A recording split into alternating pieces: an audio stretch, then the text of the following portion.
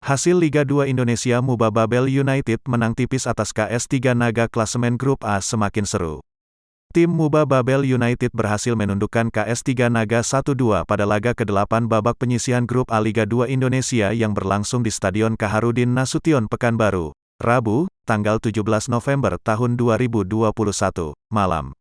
Memasuki babak kedua, pasukan MUBA Babel United yang dilakukan Zainal Haq, Amirul Mukminin, Eki Fauji, Hasan Hussein kerap mengancam gawang KS3 Naga yang dijaga kiper Yanuardi Purba. MUBA Babel United berhasil menyamakan kedudukan 1-1 setelah memanfaatkan peluang tendangan penalti yang dieksekusi Englebert Sani di menit ke-59 bersarang di gawang Yanuardi Purba. Tendangan penalti ini dihadiahkan wasit Isvan setelah melihat handsball pemain KS3 Naga Givaldi di kotak penalti. Meski di bawah guyuran hujan dengan lapangan tak rata tetap menambah semangat tim MUBA Babel United berjuluk Laskar Ranggonang untuk membalikkan keadaan. Alhasil striker MBU, Dre Buyung Panyalai dengan kaki kirinya berhasil menceploskan gol ke gawang KS3 Naga. Kedudukan pun berbalik menjadi 1-2 keunggulan untuk MBU.